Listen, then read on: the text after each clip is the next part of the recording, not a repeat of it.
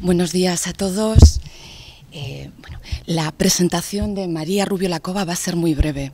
Va a ser intencionadamente breve porque tengo muchísimas ganas de escucharla. ¿El otro micro? Vale, ¿no se me escucha? Ah, vale. Vale. ¿Ahora? Sí, mejor. Vale. Digo que la presentación de María Rubio Lacova va a ser muy breve porque tengo muchísimos deseos de que comience a hablar. No solo por el despliegue de libros que ha traído, Jot Down, Ander Izaguirre, Perejil, entre otros, sino por el título de su intervención. Cuando uno titula bien, sea una conferencia, sea un reportaje, sea lo que sea, despierta el deseo de eso, de escuchar. Y yo tengo muchos deseos de escuchar a María. María afirma: el periodismo ha muerto, viva el periodismo. Hemos coincidido en que hay mucho periodismo, en lo poquito que hemos hablado, apenas unas palabras, hay mucho periodismo zombie, o hay muchos zombies haciendo periodismo. Son titulares muertos que hablan de mundos muertos. Voy a dos pinceladas acerca del currículum de María. María es doctora en Ciencias de la Información, pero se ocupa especialmente, toda su línea de investigación está dedicada a la documentación. María es profesora de la Universidad Pontificia de Salamanca, cacereña de nacimiento, salmantina de adopción, y, como digo, centra todo su trabajo en la conexión entre documentación en Internet especialmente para el periodismo. Y titula muy bien. El periodismo ha muerto, viva el periodismo. María, cuando quieras, tienes 45 minutos y luego empezamos ronda de intervenciones.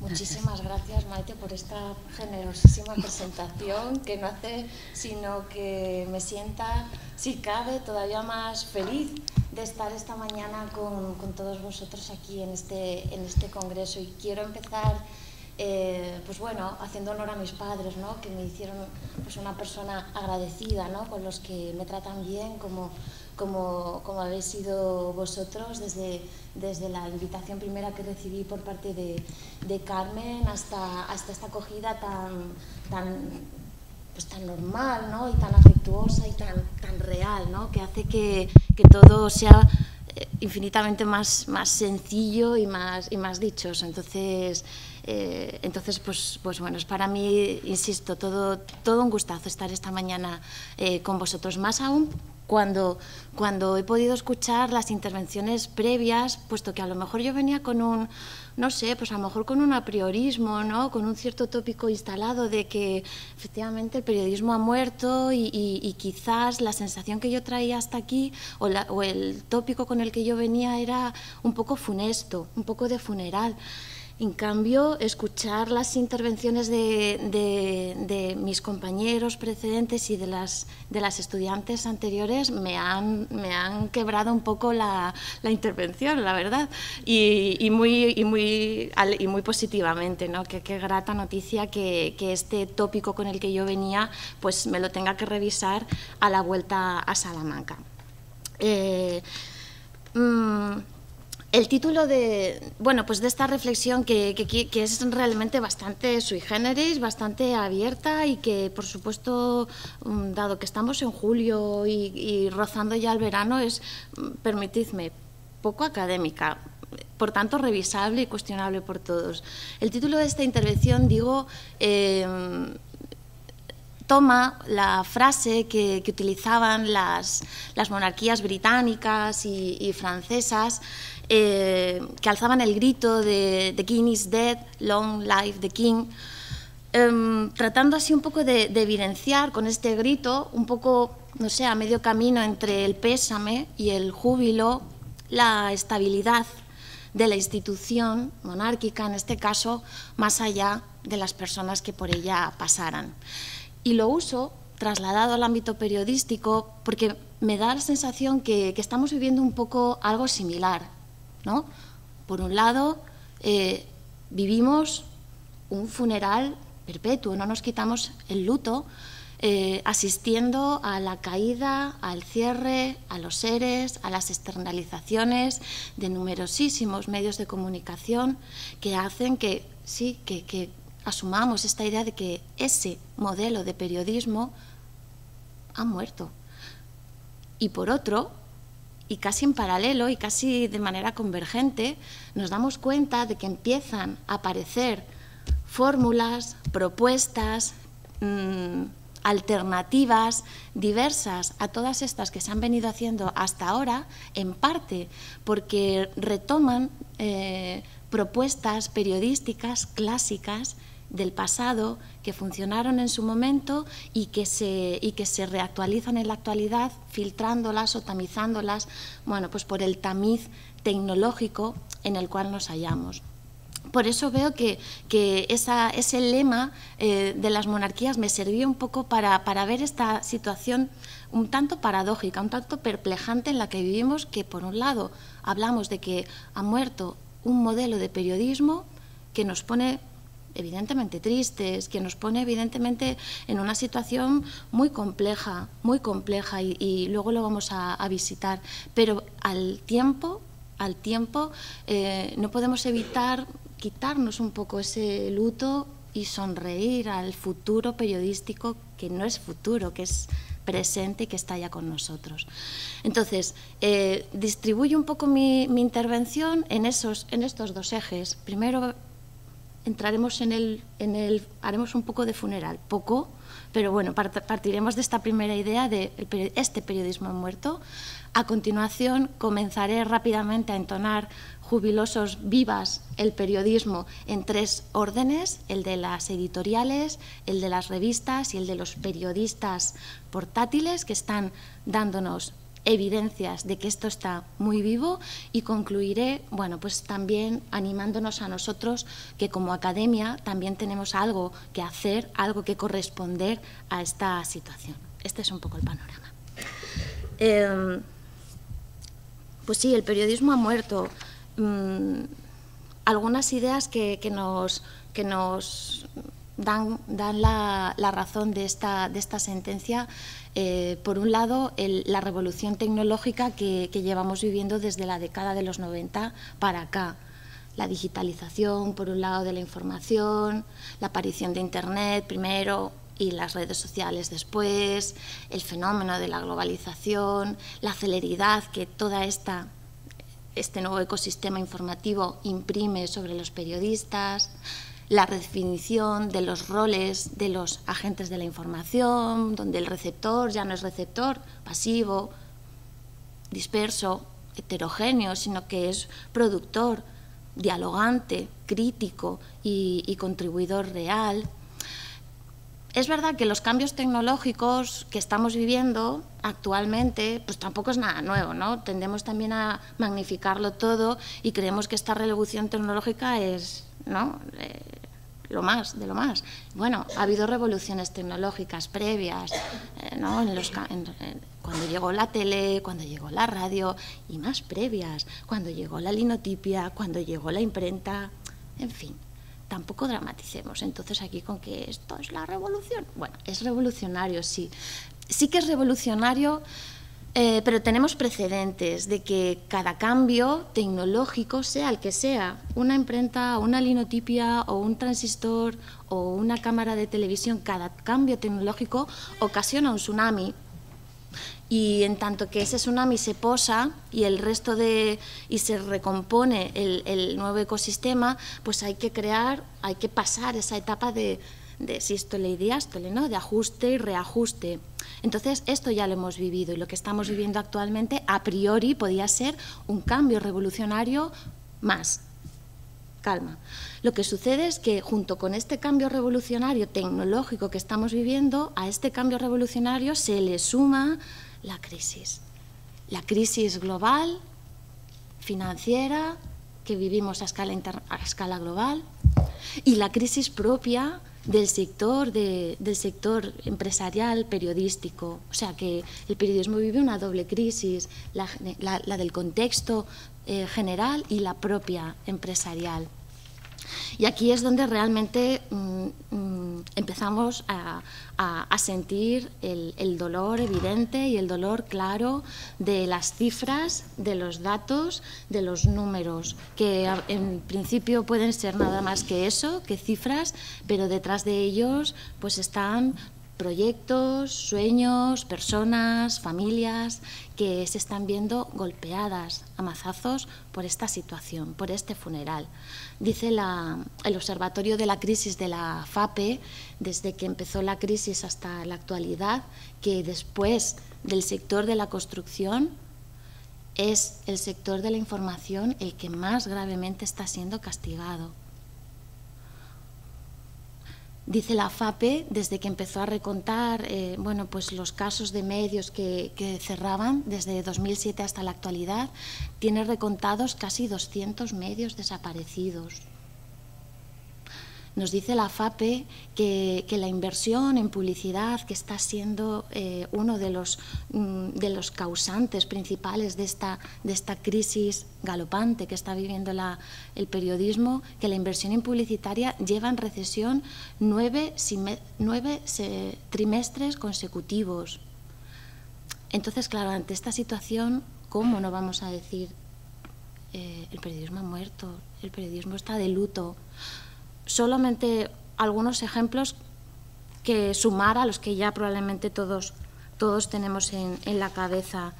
El Se Vende se ha colocado en las puertas de las redacciones casi sin contemplaciones, casi sin piedad. Desde medios gratuitos que surgieron con mucho vigor y con mucha energía, caso de Metro, caso de ADN, ¿no? Caso del Qué, pasando por medios periódicos de tirada nacional, como fue el Diario Público, pasando por proyectos muy ilusionantes que a todos nos llenaron de expectativas al ver que a lo mejor la unidad de negocio indefinida del ciberperiodismo empezaba a cuajar, como fue Soy Tú, y luego resultó que no.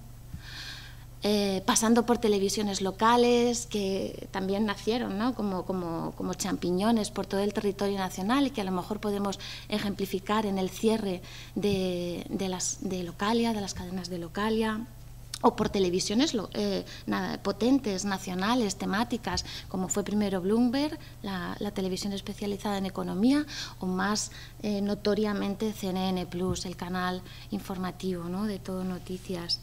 Y quizás, al menos para mí, los cierres que íntimamente más me duelen son los de los periódicos locales, los de la prensa de nuestras ciudades, porque cada vez que se cierra un periódico en una ciudad se corta una vía para que los ciudadanos se integren informativamente en esa sociedad. La FAPE nos dice que desde la crisis hasta ahora han cerrado periódicos locales, pues como La Gaceta de Canarias, o como La Voz de Asturias, o como las Tribunas de Guadalajara, de Cuenca, de Albacete, de Ciudad Real. A mí esto me pone muy triste, porque Ciudad Real Cuenca y Guadalajara son actualmente dos ciudades que no tienen prensa propia. En la ciudad de la que yo procedo, Salamanca, hace 3 semanas ha cerrado El Adelanto, un periódico local del Grupo Z, del mismo grupo que El Periódico de Aragón. Un periódico que tenía 130 años de historia, 130 años de archivo a sus espaldas. Y cerró. Y incluso diría que con la asepsia generalizada, ¿no? Con esta sí, no sé si ya brazos caídos o anestesia social en la que no sé si será peculiar de la ciudad de Salamanca o podría extrapolarlo. Y ha caído otro periódico hace un par de años también en mi ciudad, Tribuna de Salamanca, con lo cual ahora mismo la ciudad culta y universitaria se queda con un solo periódico local que casualmente es también el más conservador, el más tradicional. Entonces, insisto, cuando muere un periódico local, además del drama personal, además de las cifras de paro, además de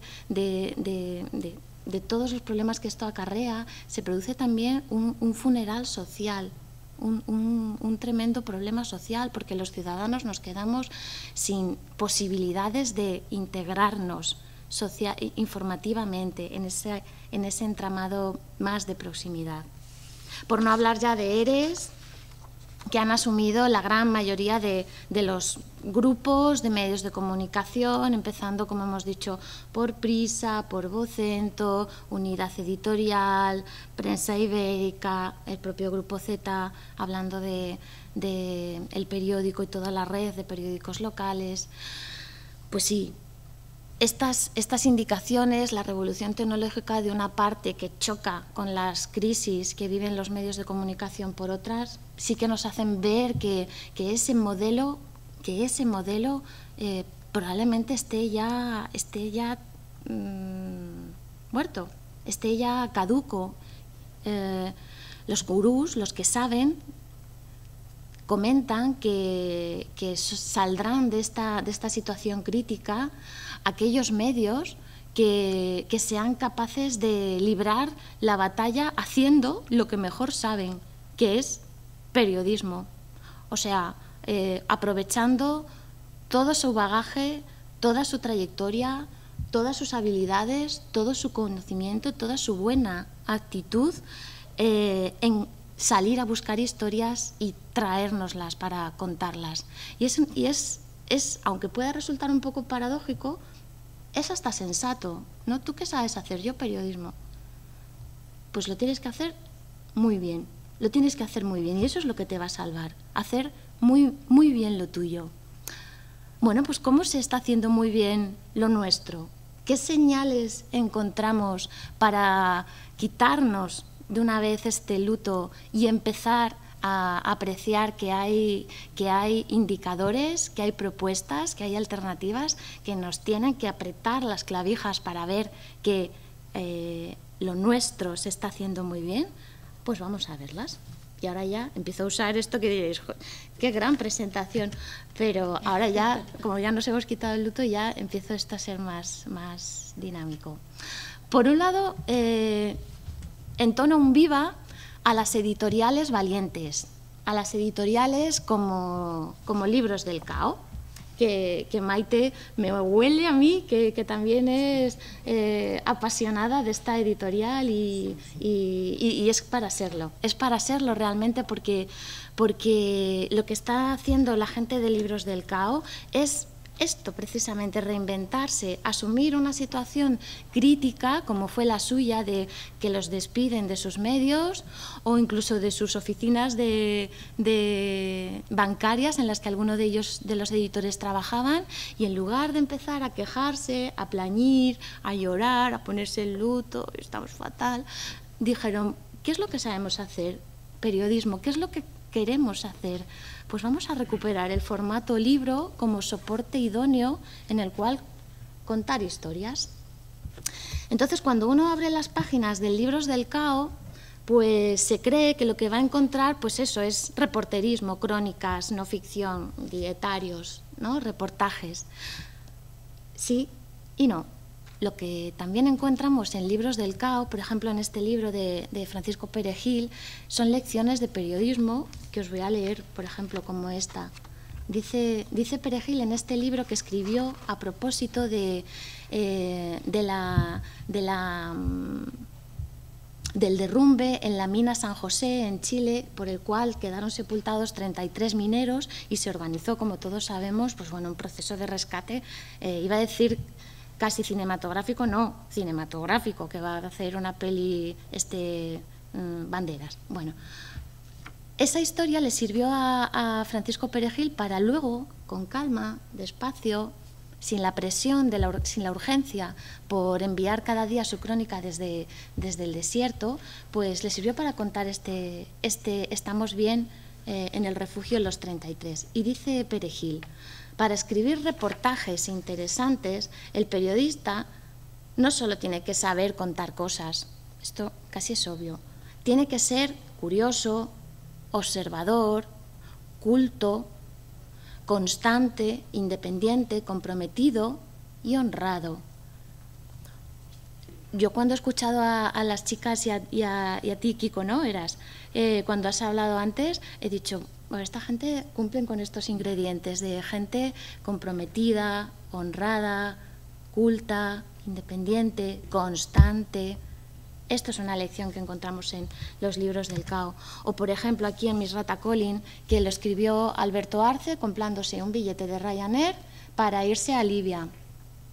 Periodista, pues eso, jovencito, que en lugar de irse a la playa, pues se compra un billete low cost y se va a Libia, a contar la primavera árabe que se estaba viviendo allí.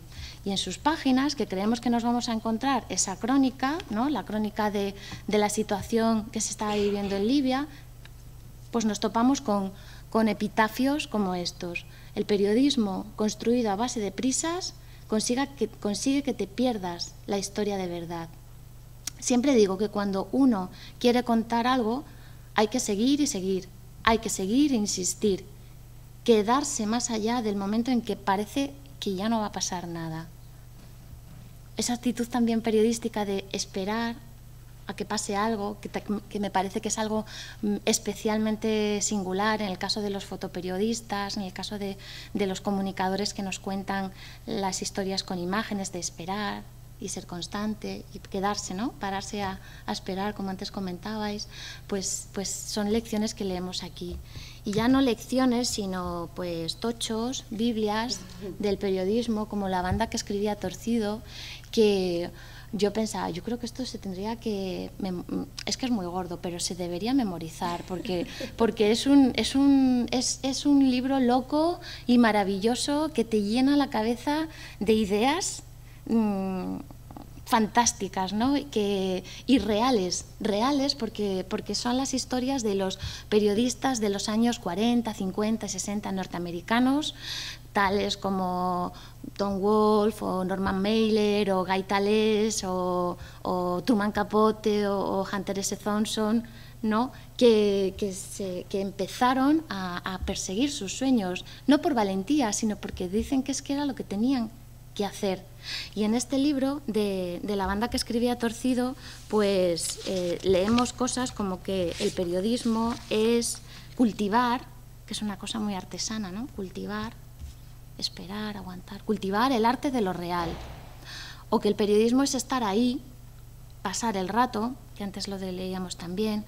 O que el periodismo es echarse a un lado y mirar. O que el periodismo es aprovechar que todas las personas son interesantes. Es verdad, pensamos que las grandes historias son las que suceden, no sé, en la Basílica del Pilar o ahí pues, por el Ebro o en el Capitolio. Y las historias las llevamos todas las personas, las historias extraordinarias de la gente extraordinaria o las historias cotidianas de la gente cotidiana. Y es que tenemos, digamos que los ingredientes bien a mano, bien cerca. O como decía ya un poco más macarramente, que para eso lo llamaron periodista gonzo, Hunter S. Thompson, para él el periodista es pico y pala y que Dios se apiade de todo aquel que se cruce por mi camino. Que ya, bueno, pues esto ya era razones suficientes para denominarlo periodista gonzo. Estas y otras historias imantadas son las que encontramos en los libros del Cao, que creo que es una editorial pues muy joven, que tiene apenas 2 años de vida, que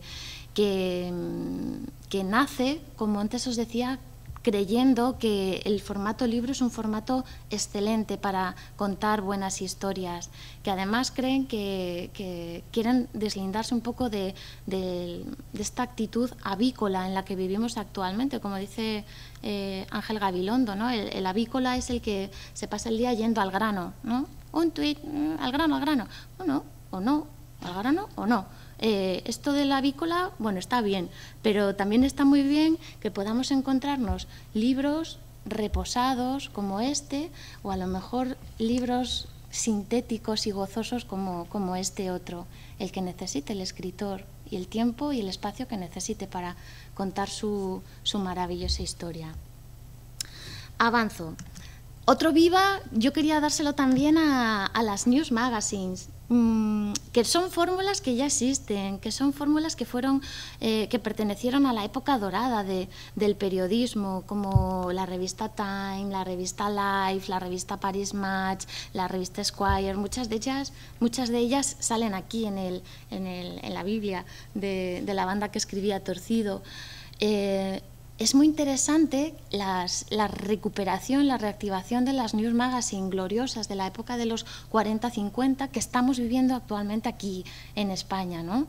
Algunas muy provocadoras, pues como Mongolia, otras muy especializadas en un ámbito concreto como Panenka, ¿no? Que es una revista de fútbol, pero con un aire retro, vintage muy chula, otras bastante pedagógicas y muy oportunas al momento actual que vivimos, ¿no? como alternativas económicas, en fin.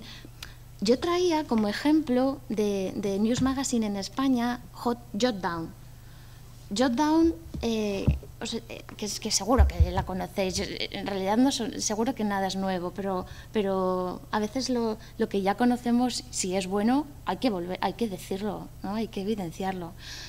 Jotdown nace de un hartazgo, dicen sus editores. Estaban hartos de tener que comprar muchas revistas sueltas para poder leer a los autores o las historias que más les interesaban.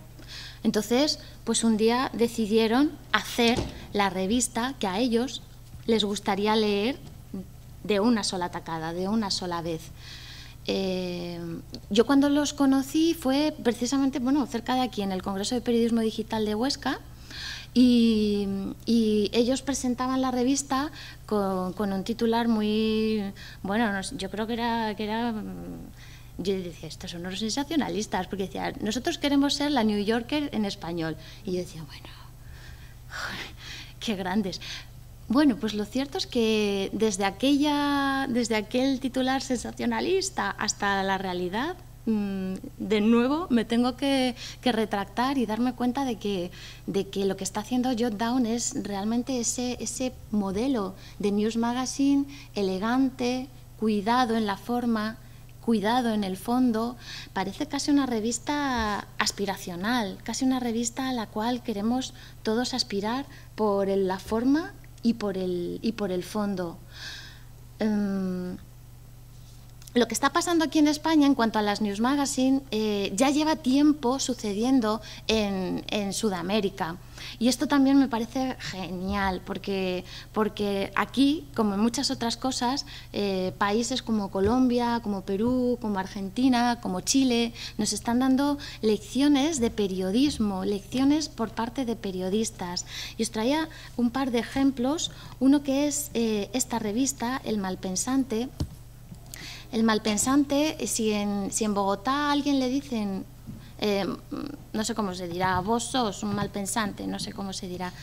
Si le dicen eso, en realidad le están halagando, porque un malpensante será, según ellos, pues uno de los lectores de esta revista cultural que nace en Bogotá en el 96, o sea que ya acumula su archivo y que se ha caracterizado por un lado por, fijaos, recuperar la ilustración como elemento periodístico clásico, ilustre y importantísimo, y casi que se había olvidado en la prensa y en las publicaciones periódicas de actualidad. Bueno, pues el Malpensante apuesta por los ilustradores para contar también historias, y desde luego que apuesta también pues por una manera de contar las cosas tranquila, sin la tiranía, sin la ansiedad de la actualidad y del presentismo actual, y recopilando pues todo un elenco de maravillosos autores, como vemos en este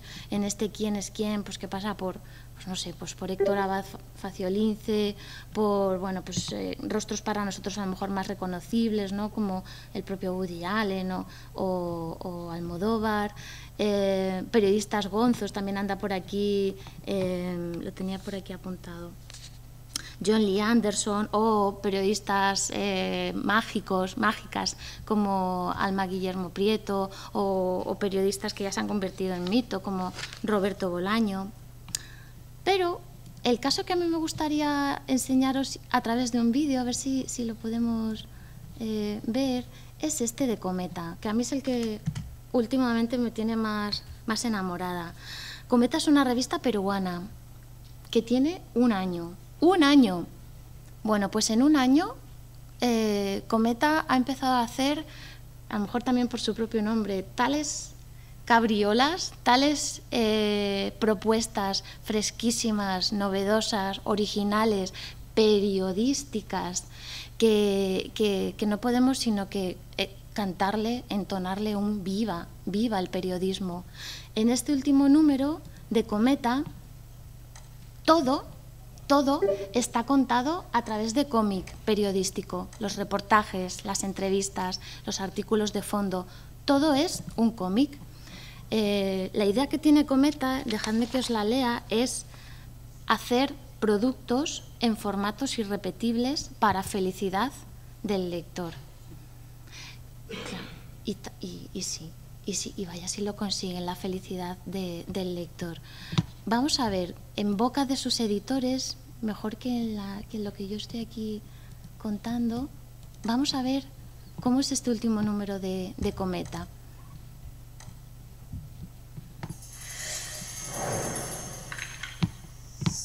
Nada, es una pieza cortita, pero merece la pena.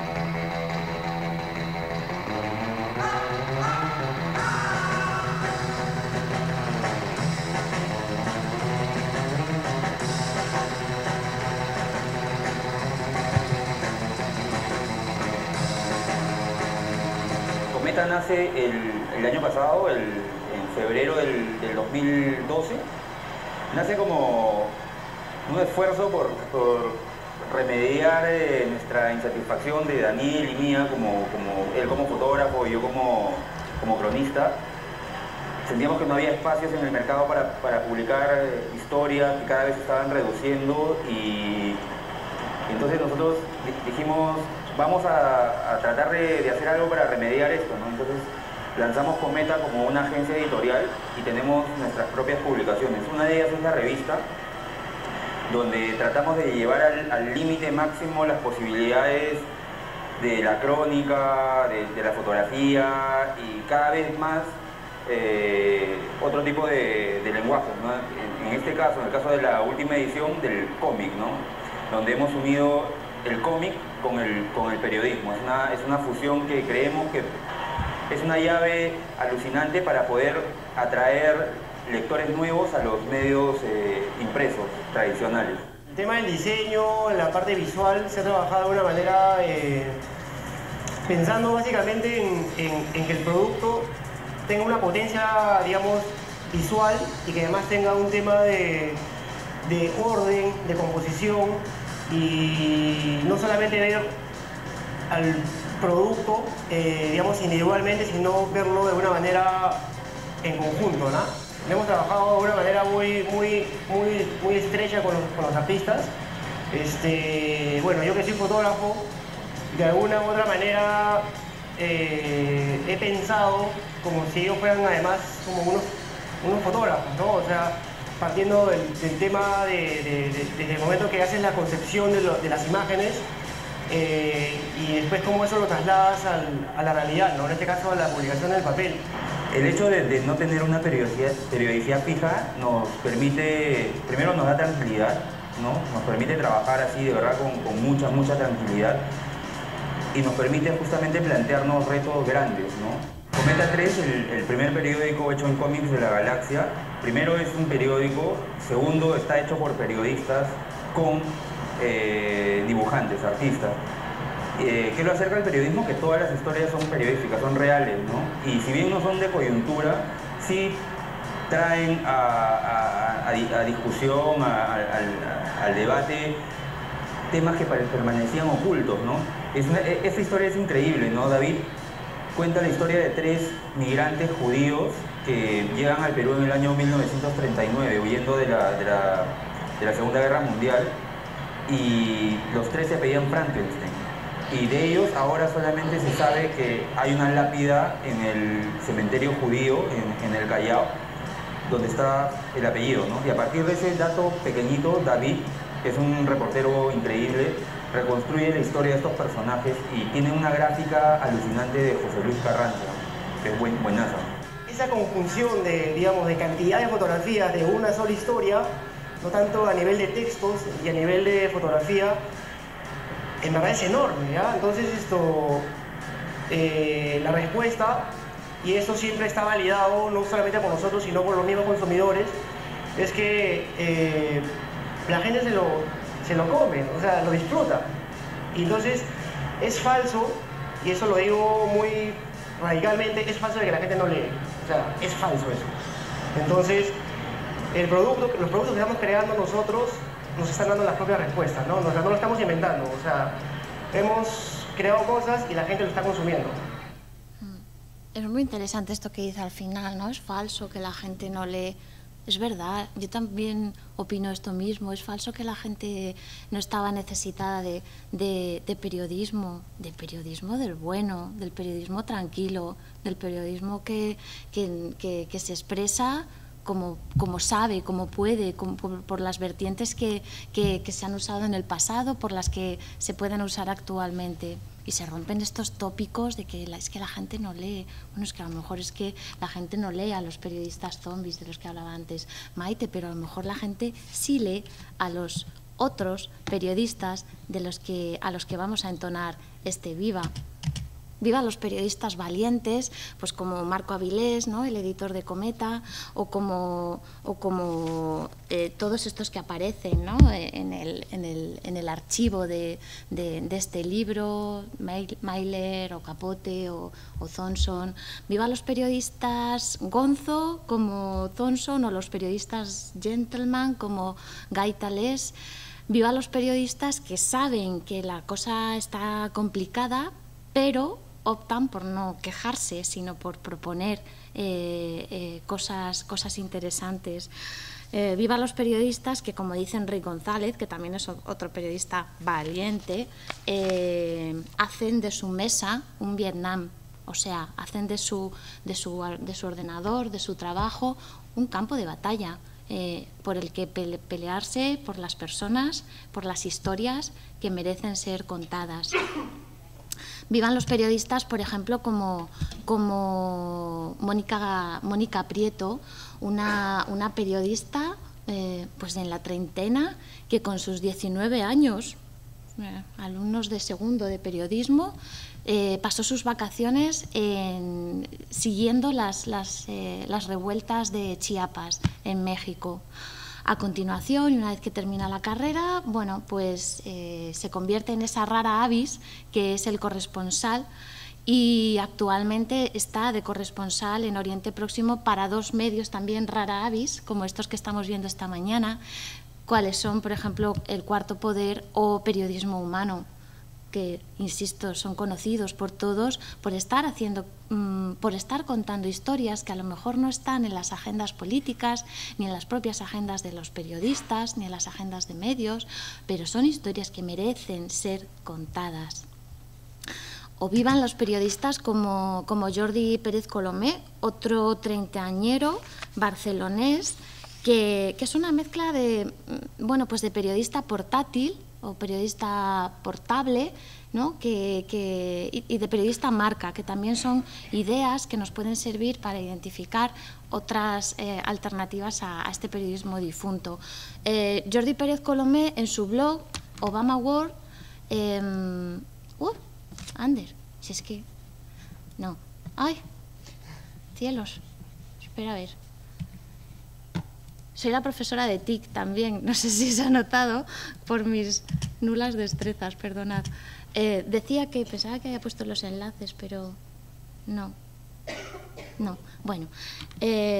Jordi Colomé, digo que es un periodista marca y portátil, las dos cosas, por un ejemplo reciente que ha vivido, y es que hizo un crowdfunding, o sea, esta colecta, estos micro donativos que la gente puede dar para apoyar o impulsar alguna historia, alguna causa, desde un disco, la edición de un libro, hasta un viaje a Israel, como hizo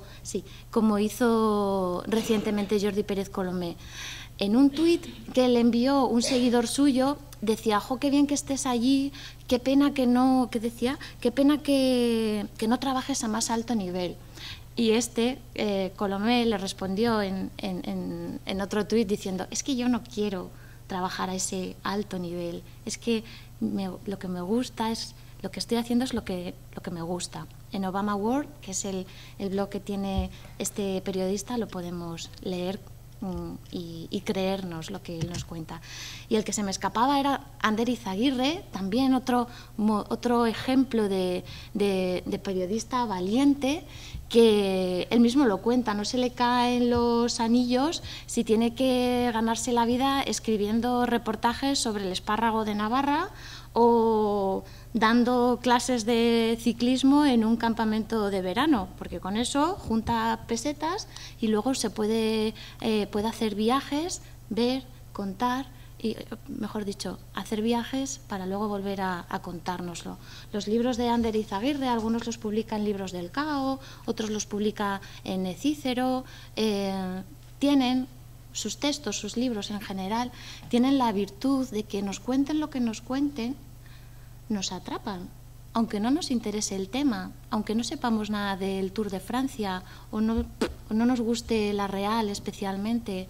Lo que escribe Ander Izaguirre te imanta, y yo creo intuir que es porque él mismo primero está imantado por esas historias y por esas personas, y eso se acaba notando. Ya sí que acabo.